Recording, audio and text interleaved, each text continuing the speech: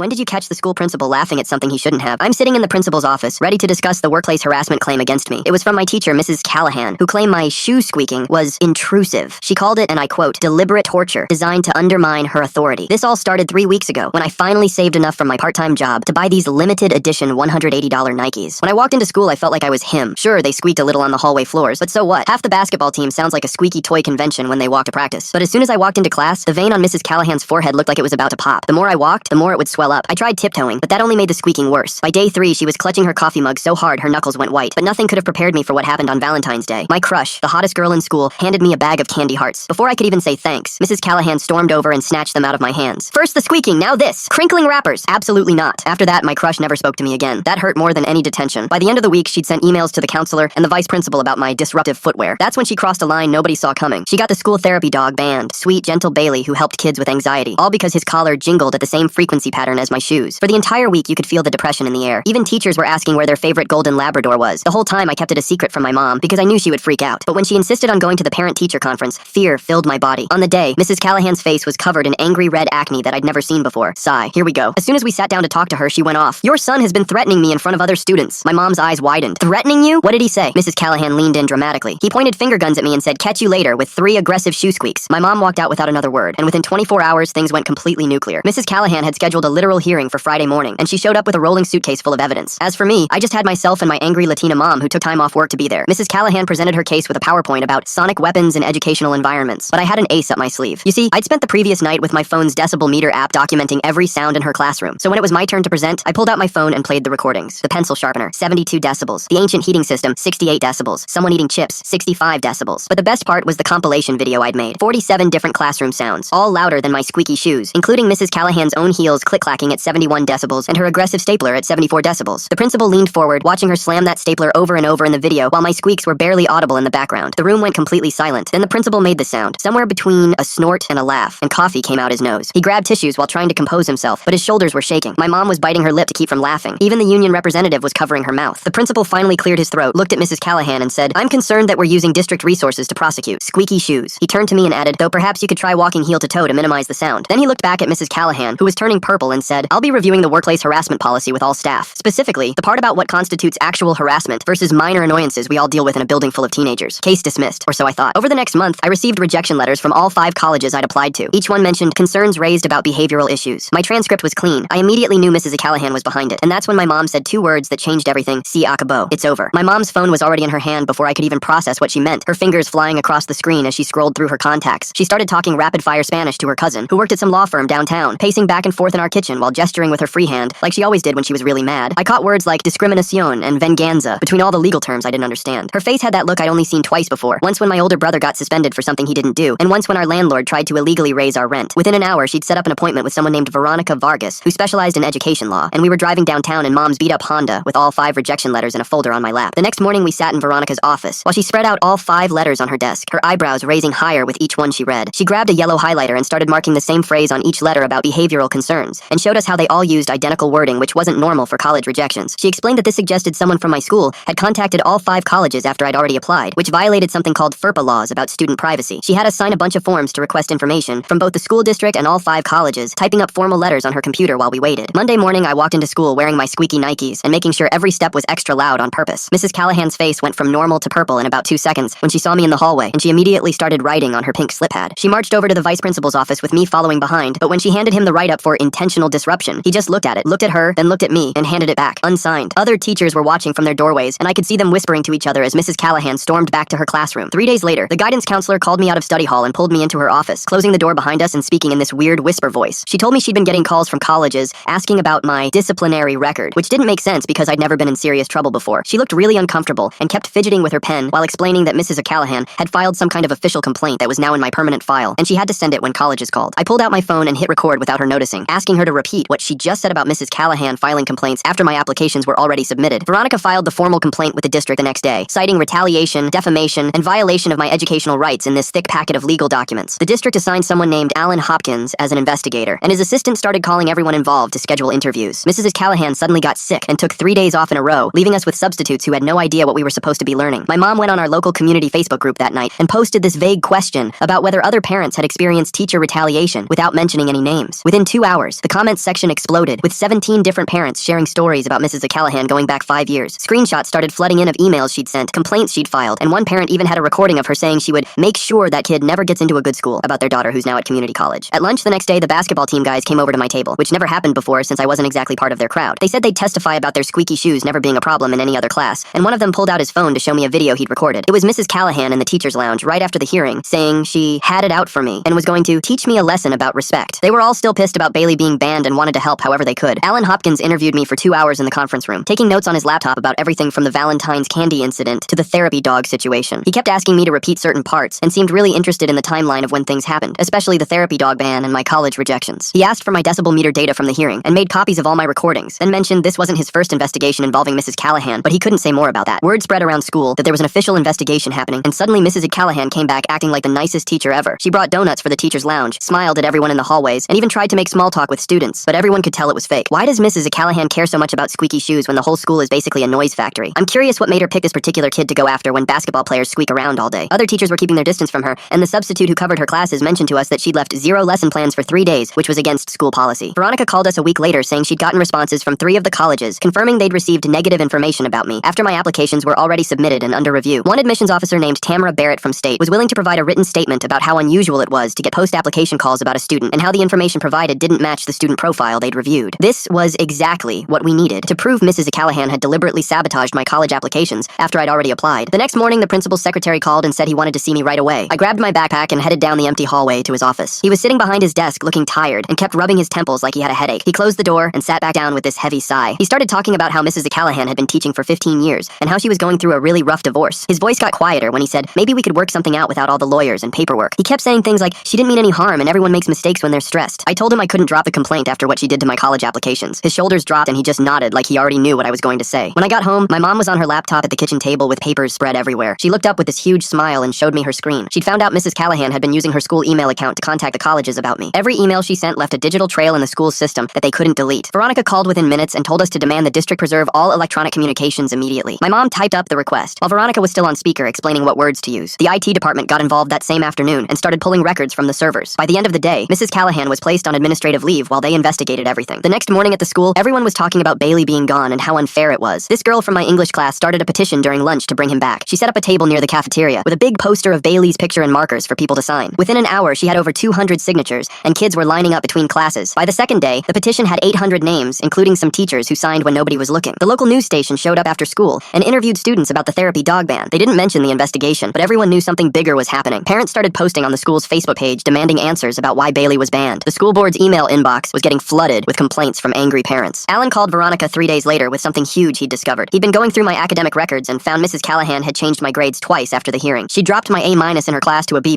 and changed my participation grade from excellent to satisfactory. The changes were just enough to drop my GPA below the cutoff for automatic scholarship eligibility at State. He kept digging and found 3 other students over the past 5 years who'd complained about her. Every single one had grade changes right after they filed complaints with similar drops that affected their academic standing. The pattern was so clear that even the district couldn't ignore it anymore. Alan said he was adding all of this to his report for the state investigation. 2 days later, Valerie Holland called Veronica trying to work out a deal. She was the union representative and had to defend Mrs. Callahan, even though she didn't sound happy about it. Veronica put her on speaker so my mom and I could hear everything. Valerie admitted that Mrs. Callahan had been a problem for years, but the union had to protect her rights. She offered to have Mrs. Callahan write apology letters to me and the colleges if we dropped the investigation. She even said Mrs. Callahan would transfer to a different school next year. Veronica told her we needed time to think about it, but I already knew the answer. We refused the settlement offer the next morning, and Veronica filed additional complaints with the state education department. She also contacted the teacher licensing board about Mrs. Callahan's behavior and the grade changes Alan had found. The stakes got way higher than anyone expected when the licensing board opened their own investigation. Mrs. Callahan's teaching license was now under review, which meant she might never teach again anywhere in the state. The school board scheduled an emergency meeting after getting hundreds of emails from parents. They put me on the agenda to speak publicly about everything that had happened. The meeting was in the high school auditorium because they expected a big crowd. When we arrived, the parking lot was already full and people were walking in from the street. The auditorium was packed with angry parents and students holding signs about bringing Bailey back. Mrs. Callahan sat in the back row with a man in a suit who must have been her lawyer. She was taking notes on a yellow legal pad and wouldn't look at anyone. When they called my name, I walked up to the microphone with my phone in my hand. I started by explaining about the shoes and the harassment claim she filed against me. Then I played the recording I had of the counselor admitting she was pressured to send negative information to colleges. The whole room went silent, except for the counselor's voice coming through the speakers. The board members started looking at each other with worried faces, and the district's lawyer leaned over to whisper frantically to the superintendent. When the recording ended, several parents stood up shouting that Mrs. Callahan should be fired immediately. The board president had to bang his gavel to get everyone to quiet down. Mrs. Callahan suddenly stood up and demanded to speak, even though she wasn't on the agenda. She walked to the microphone with tears already running down her face. She started talking about her stress and sound sensitivity issues that made teaching difficult. She She claimed I deliberately tortured her with my squeaky shoes, knowing it would trigger her condition. She said she was just trying to protect a learning environment for all students. Nobody in the audience looked convinced, and one board member actually rolled his eyes while she was talking. When she finished, the board went into a quick recess to discuss everything. They came back 15 minutes later, and the president announced their decisions. The board voted unanimously to reverse Bailey's ban effective immediately, and he would be back at the school tomorrow. They also ordered a full review of Mrs. Callahan's conduct, including all the grade changes Alan had found. The counselor was directed to send corrected information to all 5 colleges, explaining the error and confirming my actual academic record. The crowd erupted in applause and cheers, while Mrs. Callahan grabbed her bag and stormed out with her lawyer following behind. The next morning, my phone started buzzing like crazy with emails from colleges. 2 of them had already moved me from rejected to waitlist status after getting the corrected info from our counselor. My hands were shaking as I opened the 3rd email from State University. The admissions lady, Tamara Barrett, had actually called my house phone and left a message saying they were looking at my application again with fresh eyes. Mom was already on the phone with Veronica telling her about all the emails coming in. I could hear Veronica's voice through the speaker saying something about momentum and keeping pressure on the district. That same afternoon, Alan showed up at our house with a thick folder of papers. He spread them out on our dining room table and started pointing at different documents. There were emails between Mrs. Callahan and the colleges with timestamps showing she'd contacted them right after our first hearing. She'd attached fake disciplinary reports that never existed in my actual school record. Alan had also found grade changes in the system where she'd lowered my scores in other teachers' classes without their knowledge. One teacher had even filed a complaint when she noticed her gradebook had been changed. The investigation report recommended termination and said the district needed to decide whether to fight the recommendation or settle with us. Mom's eyes got wider with each page Alan showed us. 3 days later, we got a call from someone we never expected. Mrs. Callahan's ex-husband had tracked down my mom's number and wanted to meet at a coffee shop downtown. He brought a folder of his own with court documents from their divorce. He showed us texts and emails where Mrs. Callahan had been acting weird for months before our problems even started. She'd been calling him at all hours claiming neighbors were making noise to harass her. He tried to get her help, but she refused to see anyone. He looked really tired and said he'd been worried about her being around kids, but didn't know who to tell. Mom thanked him for coming forward, but we both knew we had to stay focused on getting justice. The district's lawyers called Veronica the next week with a settlement offer. They wanted to pay back all my college application fees and write official letters to every school I'd applied to. Talk about digital karma. Mrs. Callahan used school email to trash a student and basically signed her own pink slip with every click of the send button. Pretty sure leave a paper trail of your revenge plot wasn't. They also offered to pay for a college consultant to help me with late applications. The settlement included a public apology from the district and new rules about teachers contacting colleges about students. Mrs. Callahan would be moved to a job with no student contact. Veronica called it a solid offer, but said we should push for more. We met with the district people in a conference room at their main office building. Mom insisted Mrs. Callahan couldn't have any access to student records or recommendations ever again. The district superintendent nodded and agreed to add that to the settlement. They also threw in payment for SAT prep courses and guaranteed positive recommendation letters from the principal and counselor. Veronica leaned over and whispered that this was a complete victory. We signed the papers right there. The best day came when Bailey returned to the school. Students had made signs and banners saying, "Welcome back, Bailey," and hung them all over the main entrance. When the therapy dog walked through the front doors with his handler, the whole hallway erupted in cheers. Kids were crying and hugging him while teachers stood in their doorways smiling. I noticed something funny though. At least 5 teachers were wearing brand new sneakers that squeaked loudly on the floor. They walked past the principal's office making as much noise as possible. The principal just stood there with his coffee pretending not to notice all the squeaking. Even the janitor had gotten new boots that made noise. 2 weeks later, I got the email I'd been waiting for. State University had accepted me for fall admission with a partial scholarship. Tamara Barrett had added a personal note at the bottom. She said she was impressed by how I'd handled everything and looked forward to having me on campus. Within the next few days, 3 more colleges reversed their rejections. One even offered me a spot in their honors program. Mom cried when she read that one. We went out for tacos to celebrate, and she kept showing the acceptance letters to random people at the restaurant. About a month later, one of my friends spotted Mrs. Callahan at the district office building. She was working in a back room doing data entry with no windows. My friend's mom worked there and said Mrs. Callahan ate lunch alone every day at her desk. She'd apparently tried to file for disability, claiming she had a sensitivity to sounds. The disability office rejected her claim. Some teachers from other schools started sharing their own stories about her online. One said she'd tried to get a kid expelled for clicking his pen too much. Another said she'd written up a girl for wearing jewelry that jingled. Then everything really blew up when the local news got hold of Alan's investigation report. They'd used some Freedom of Information law to get all the documents. The story ran on the evening news with Mrs. Callahan's picture right there on the screen. The reporter talked about abuse of power and showed screenshots of her fake disciplinary reports. Parents started commenting on the news station's social media with their own horror stories. One mom said Mrs. Callahan had tried to get her daughter kicked off the honor roll for humming. Another parent said she threatened their son for tapping his foot during a test. Her name was trending on local social media for 3 days straight. People were sharing memes about squeaky shoes and making jokes about her sound sensitivity. The district sent out an email to all parents saying they were reviewing their policies. A few weeks later, I got invited to speak at a district workshop about student rights. They wanted me to talk about standing up to authority abuse and the importance of keeping records. Mom sat in the front row, recording everything on her phone. I showed them screenshots of all my documentation and explained how recording those classroom sounds had saved me. After I finished, at least 10 students came up to me with their own stories about unfair treatment. One girl said her teacher had been changing her grades too. Another kid said his coach had been sending bad reports to recruiters. They all wanted to know how to document everything like I did. The workshop organizer asked if I'd be willing to help train student advocates for each school. I told them I'd think about it, but honestly I was ready to focus on my own stuff. 2 days later, the school counselor pulled me aside after lunch and asked to talk privately. We went to her office and she closed the door behind us. She sat down and started apologizing for not standing up to Mrs. Callahan sooner. She said she knew things had gotten out of hand, but she was scared of confrontation. Then she offered to write me an extra recommendation letter for scholarships. She wanted to explain how I showed integrity under pressure and handled everything with maturity. I accepted her offer but kept my distance because where was the support 3 months ago? A week later, I got an email that made me jump out of my chair. My essay about the whole squeaky shoe situation had won a national contest about overcoming adversity. The prize was $5,000 $1,000 for college expenses, plus they were publishing it in an education magazine. Now Mrs. Callahan's behavior would be documented forever in academic literature. My mom cried when she saw the check and hugged me so tight I couldn't breathe. 3 weeks passed and senior awards night arrived at the school auditorium. I sat with my parents not expecting anything since my grades were good but not amazing. Then the principal called my name for the citizenship award for standing up for student rights and improving school culture. I walked up to the stage and noticed Mrs. Callahan's empty chair at the teacher's table. The principal gave his speech, but carefully avoided mentioning the whole incident directly. He just talked about courage and integrity in general terms while handing me the plaque. My mom took about 50 pictures from her seat. Prom came around 2 weeks later, and I knew exactly what I was wearing. I put on my rented tux with my squeaky Nikes as a statement. When I walked into the gym, at least 20 other students had done the same thing with their own squeaky shoes. The whole dance floor sounded like a rubber duck convention. Someone had even made a squeaky shoe remix about the incident, and the DJ played it twice. Everyone was laughing and squeaking around the dance floor. That's when my crush from Valentine's Day walked up to me near the punch bowl. She apologized for ghosting me after the candy incident, and admitted she was scared of getting on Mrs. Callahan's bad side. She said she regretted not supporting me when everything went down. We shared one slow dance, but that chapter was closed for me. Final grades came out the next week, and I'd kept my GPA at 3.7 despite everything. Several teachers pulled me aside privately to say they gave me extra consideration, knowing what I went through. The substitute who took over Mrs. Callahan's class gave everyone A's, which definitely helped. My transcript looked solid for State University, where I'd already been accepted. The yearbook came out 3 days before graduation, and the committee had included a full page about Bailey's return. There were photos from the celebration day when he came back to the school. They also had a subtle reference to students who stand up for what's right with my picture next to it. Mrs. Callahan's faculty photo was missing from the teacher pages. Someone said they just forgot to include it, but we all knew better. Graduation rehearsal was scheduled for Thursday morning, and they selected me to give a short speech as the citizenship award winner. The principal reviewed my draft 3 times, making sure I wouldn't mention the incident directly. He kept suggesting edits and asking if I was sure about certain phrases. I agreed to keep it positive and forward-looking, just to get him off my back. Friday afternoon, my mom got a call from the district's lawyer, which made my stomach drop. Mrs. Callahan had filed a wrongful termination lawsuit against the district. She was claiming disability discrimination for her sound sensitivity condition. The lawyer said we might need to testify if it went to trial. The saga might not be over yet after all. Graduation day finally arrived on Saturday morning, and local news showed up to interview students. They pulled me aside asking about my college plans and the whole incident from this year. I stayed diplomatic and focused on positive changes, rather than dwelling on Mrs. Callahan. I talked about student advocacy and standing up for what's right without naming names. My mom, however, gave them an earful in Spanish that they had to subtitle later. She went off about teachers abusing power and schools protecting bad educators. The reporter's eyes got wider with every word she said. 2 weeks after the news segment aired, graduation day finally arrived, and I made sure to wear my squeaky Nikes one last time. The ceremony was in the gym, and every senior had to walk across that shiny wooden floor to get their diploma. When they called my name, I stood up and started my walk to the stage. My shoes squeaked with every single step I took. At first, there was this awkward silence. Then someone in the crowd started clapping really loud. More people joined in, and suddenly the whole graduating class was stomping their feet and making noise. The gym turned into this crazy loud celebration, and the principal just stood there shaking his head with this tired smile on his face. He handed me my diploma and leaned in close enough that I could smell his coffee breath. "Please tell me you're not wearing those to college," he said, but I could see he was trying not to laugh. The graduation party afterwards was at this fancy hotel my parents couldn't really afford, but my mom insisted on booking anyway. I was standing by the punch bowl when a group of underclassmen came up to me. Mrs. Callahan filing a wrongful termination lawsuit for sound sensitivity after she harassed a student for squeaky shoes? The same person who threatened kids for clicking pens and wearing jingly jewelry suddenly has a disability? This sophomore girl pulled out her phone and showed me this app she'd downloaded for recording classes. She said after everything that happened with me and Mrs. Callahan, she wasn't taking any chances with bad teachers anymore. Another kid said his older brother had started recording every interaction with his chemistry teacher, who liked to change test dates without warning. 3 more students told me similar stories about standing up to unfair teachers and using evidence to protect themselves. The whole culture at the school had shifted, and teachers were being way more careful about how they treated students. 3 weeks passed, and I was working my summer job at the mall when my phone buzzed with an official-looking email. The State Board of Education had made their final decision about Mrs. Callahan's teaching license, and she'd been suspended for 2 whole years. The document said she had to complete 200 hours of training on appropriate classroom management and professional conduct before she could even apply to teach again. She also had to go through counseling sessions about workplace behavior and power dynamics in educational settings. My hands were shaking as I read through all the violations they'd found during their investigation. Turns out I wasn't the only student who'd filed complaints over the years, but mine was the one that finally broke through. That same week, I decided to start a YouTube channel about student rights, since so many people had been asking me for advice. My first video was just me sitting in my room talking about how to document evidence in classrooms, and it got shared by this big education advocate group on Twitter. Within 3 days, it had 50,000 views, and lawyers were reaching out in the comments offering to help create more content. By the end of summer, I had 10,000 subscribers and was getting invited to speak at the school board meetings across the state. The channel became this whole thing I never expected, but it felt good helping other students who were dealing with bad teachers. August rolled around and State University orientation weekend arrived faster than I expected. I was standing in line to get my dorm key when this woman in a suit walked up to me. It was Tamara Barrett from the news segment, and she recognized me immediately, even though I wasn't wearing my squeaky shoes. She grabbed my arm and dragged me over to meet the dean, who was talking to a group of parents nearby. "This is the squeaky shoe kid who fought back," she said, and the dean's face lit up with recognition. He shook my hand and told me they'd actually changed their whole application review process because of what happened to me. They now required multiple reviewers for any application with negative teacher comments and had implemented an appeals process for students who suspected retaliation. He said my case had become required reading in their admissions training program. Back home, my mom had turned our living room into what she called her trophy wall while I was at orientation. She'd taken the original harassment complaint Mrs. Callahan filed against me and had it professionally framed in this expensive gold frame. She hung it right next to my college acceptance letter and the newspaper article about the whole incident. Every single person who came to visit got the full tour and story, whether they wanted it or not. The mailman knew the story, the pizza delivery guy knew the story. Even the Jehovah's Witnesses who came to our door got trapped. Listening to my mom explain every detail, she'd point at each document and explain what it meant like she was giving a museum tour. The school district announced new mandatory training requirements for all teachers the week before I left for college. Everyone had to attend sessions on recognizing retaliation, understanding student rights, and appropriate responses to classroom disruptions. Teachers were calling it the Callahan Protocol in the hallways, even though the official name was something boring about professional standards. My friend who still had a year left told me teachers were definitely thinking twice before targeting students now. One afternoon in late August, I was at the grocery store buying stuff for my dorm when I turned the corner and almost crashed my cart into Mrs. Callahan. We made the most awkward eye contact, and I could see her face turn red under the fluorescent lights. She looked terrible with dark circles under her eyes and her hair all messy. She abandoned her half-full cart right there in the cereal aisle and speed walked toward the exit on the other side of the store. My mom heard from her hairdresser that Mrs. Callahan had put her house up for sale and was planning to move to Arizona or somewhere far away. The next day, I got a Facebook message from a family I'd never met whose son had Mrs. Callahan 5 years ago. They said their kid had dropped out of school because of her constant harassment about his stutter and how she'd humiliated him in front of the whole class repeatedly. Seeing her finally face consequences gave them closure they'd been waiting years for. They were considering filing their own lawsuit now that everything had come out about her pattern of behavior. As I packed up my room for college, I carefully wrapped my squeaky Nikes in tissue paper and placed them in a special box my mom had bought. They were too worn out to wear anymore, but I couldn't throw them away either. Those shoes had started something way bigger than just annoying one mean teacher. They'd exposed a whole system that protected bad educators and punished students who spoke up. I labeled the box "The Shoes That Changed Everything" and put it on the top shelf of my closet where they'd be safe until I came back for winter break. 2 weeks later, the mailman knocked on our door with a certified letter that needed my signature. The district's official seal was stamped on the thick envelope, and my hands shook a little as I tore it open. Inside were 3 pages of legal stuff, but the important part was highlighted in yellow by someone at the district office. All records of Mrs. Callahan's original harassment complaint against me had been permanently deleted from my file and replaced with documentation showing she had retaliated against a student. My permanent record was completely clean for any college or job that might check it in the future. Mom photocopied it 5 times and put copies in her filing cabinet, the safe deposit box, and even laminated one to keep in her purse. The week before I left for State University, I got a call from the principal asking if I'd come speak at the new teacher orientation about appropriate boundaries with students. When I walked into the auditorium wearing my brand new white sneakers that didn't make any sound at all, I saw about 40 new teachers sitting there with notebooks ready. I stood at the podium and told them the whole story from the beginning, watching their faces go from confused to shocked to angry as I explained how one teacher's obsession with my squeaky shoes had almost ruined my future. The principal had me show them the video compilation I'd made of all the classroom sounds louder than my shoes, and when they saw Mrs. Callahan slamming her stapler while complaining about noise, several teachers actually gasped. After I finished, they gave me a standing ovation, and the principal announced they were implementing the Callahan Protocol, a new policy requiring any teacher complaints about students to go through multiple reviews before any action could be taken. On my last day in town, I stopped by the high school to visit Bailey one more time. The therapy dog was in the counseling office surrounded by 3 students who were petting him and looking way more relaxed than they had when I'd walked by earlier. His handler showed me Bailey's Instagram account on her phone, where he had over 10,000 followers and daily posts of him helping different students. She grabbed my hand and squeezed it hard, thanking me for fighting to bring him back after Mrs. Callahan got him banned. Bailey seemed to remember me too, his tail going crazy as he pushed his head against my leg for scratches. The next morning, Mom and I loaded up her car with all my college stuff and started the 4-hour drive to State University. About an hour into the drive, we passed a huge billboard on the highway that made Mom slam on the brakes and pull over to the shoulder. Edit. The billboard showed a picture of a stern-looking teacher with a big red X over her face and text that said, "Retaliation against students is never acceptable," with the school district's logo at the bottom. Mom reached over and squeezed my hand tight. "You did that, mijo." Sometimes standing up to power with something as simple as squeaky shoes can change everything for everyone who comes after you. Time to squeak off into the sunset, folks. Appreciate you letting me be your clever companion through this wild ride. If you made it to the end, drop a comment. I love reading all your comments.